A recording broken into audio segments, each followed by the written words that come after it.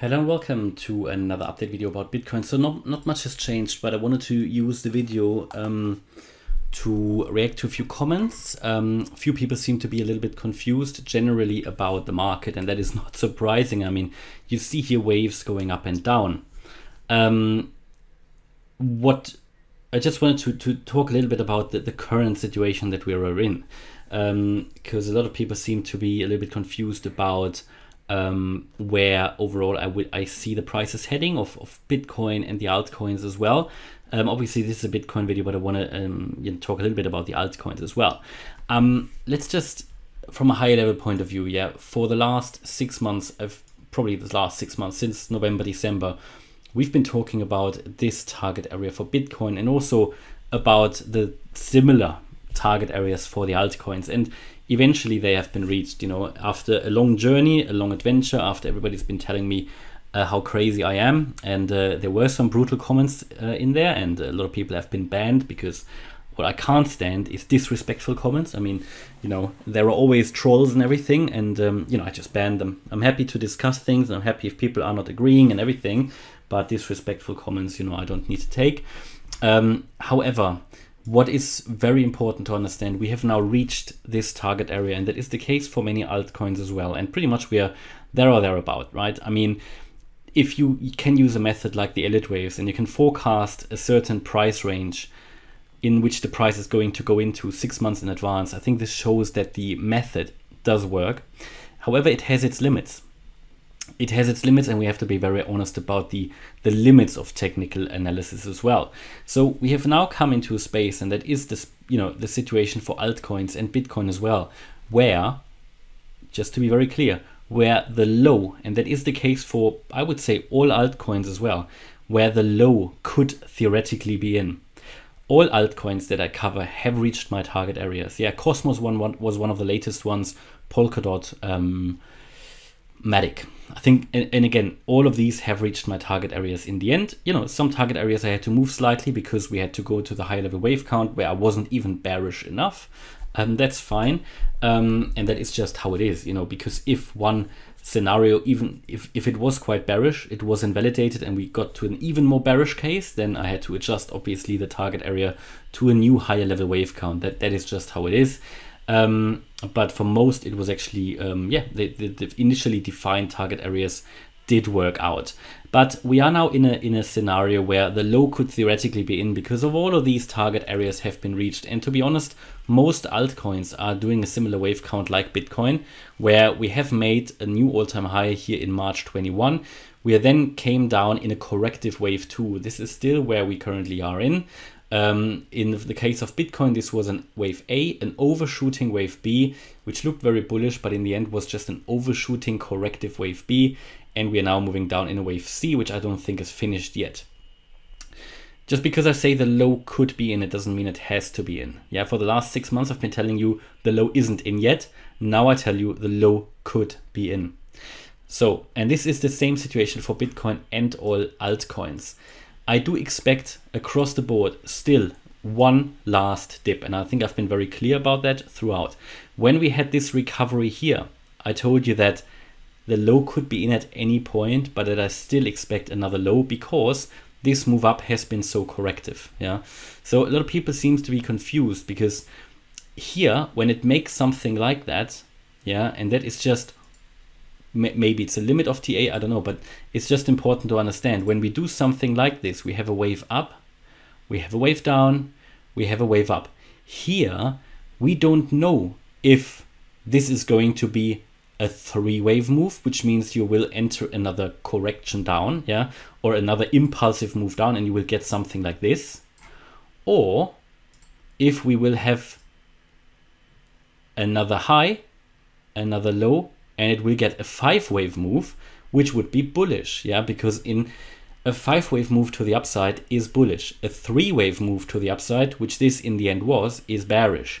After which you are probably going to see here a 5-wave move down, which after a little bit of an extended correction here seems to be unfolding now, yeah, in possibly something like, I don't know if we started already, but this is what I would expect now, yeah. So of course, there are periods where you just don't know. And this is the limits of TA, where you look at the chart and you say you're here at a breaking point. The market now needs to decide, will it be a bullish move up, or will it be just a corrective move up, and we then follow with another lower low. So therefore, I'm repeatedly telling you that I will make you aware as soon as I see a 5-wave move up in the charts and a 3-wave move down. This is the confirmation we want to look at. This is the best confirmation you get. Nothing is 100% guaranteed, but this is the best confirmation you get when we get a 5-wave move up, when we get a 3-wave move down, when we then see a little bit of a bullish signal here, maybe the next wave up. This is bullish. Now let me just close the window. There's someone doing a bit of work outside. A 5-wave move up, a 3-wave move down, then a bullish signal. That is as bullish as it can get, and then we can be more certain that the low is in. At the moment, and I think I've been very clear in the last few weeks, there isn't enough bullishness in the charts. There was a period after this low where in that initial reaction to the upside, we needed to wait what is going to happen, yeah? Because I had a few comments about Cardano where there was a bit of confusion, where I apparently said that Cardano could never come lower again, which I never said, I think. But, you know, for many coins, I therefore say that until we get above a certain level as well, a price level combined with that 5-wave move to the upside, we can't be certain that the low is already in. For Bitcoin, I would even say that I wouldn't say the low is in until we break above 40.8K. Yeah, somewhere here there was an important level, I remember that. Plus an impulsive move to the upside. Then you can be very certain. Until then, we are here in a turnaround space. Yeah, we are here in a situation where we can't be sure, and that is the limitations of TA. And yeah, that is why I very closely watch the markets here at the moment. Here also on the 1-hour chart, and I label the chart to really observe the chart very closely. And this of course means that also, because these waves are so dynamic, that oftentimes some scenarios are invalidated and we need to look into a different wave count, which then will tell us with a higher likelihood what is going to happen next. Because if one wave count gets invalidated, you move to the next one. It's the same with, right, I'm bullish until a support level is broken. Yeah, then I get bearish, which is just what it is. And therefore, because things can change in charts, it is so important to get regular updates about Bitcoin and altcoins, because things can change in the charts. Therefore, you can't also just usually pick a video from 4 weeks ago and say, right, in that video I was bullish, yeah, but today obviously the price has dropped. But in the meantime, so many things have happened, certain levels got invalidated maybe, and so on, that of course scenarios can change. That's just how it is. This is about finding the advantage in the market and not about predicting the stars or something, right? So things can change, waves can change, and therefore scenarios will be adjusted as well. But I think my scenario for the Bitcoin price and the altcoin prices, I mean, I don't know anyone in the crypto space or in the YouTube space who has been that consistent over the last 6 months with their scenario, and we have finally reached it. And now, of course, here on the lower time frame, we need to observe it very closely, because the low could be in theoretically, but I've been very clear. I think that I don't think the low is in yet. Short-term upside potential always possible. Therefore, I usually give you key resistance levels and invalidation points, but I do expect another move down. And I can't give you a time frame, and that is one of the other misconceptions. I mean, someone asked me today, what will be the price of Solana end of the year? Now, I can't answer that. I have no idea. Yeah, these time frames, it's impossible. It's impossible. Nobody can tell you what the price will be. It can be a guess, but it would be just a guess, you know, a pure guess, which is no value at all. Yeah, what we can do with this method is we can forecast where a price is going to land. But if that is going to take 4 months, if it's going to take 8 months, or if it's going to take 2 years, this is what I don't know. Yeah, and that is what nobody knows. Yeah, we can only, so based on what has happened before, what has happened in the past, and so on, we can make some assumptions about it. But usually I don't reply to these questions because it's just impossible to forecast. I can't tell you what will the price be next Friday. You know, how can I? We just need to follow those waves. To a degree, we have to go with the flow. Yeah, because what we do with TA, we can forecast the next price moves, but also if the market decides to go the other way, then we have to change, of course, the scenario. Yeah, but at the moment, everything's pointing here further to the downside for Bitcoin as well. And you know, I think it should be clear now that I do expect one more dip across all markets, and I can't remember that I ever changed that view. So this has been the case since we dropped down here.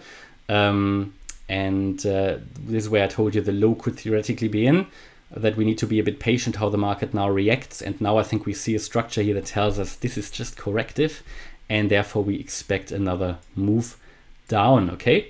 And yeah, just hopefully that clears up a little bit of the confusion. I think I'm fairly consistent here with my scenarios. Of course they can change, like markets change as well, but I think it's still fairly consistent. I think even if I've changed here the waves a little bit in the last few videos, the overall scenario hasn't changed. So this is what we can expect.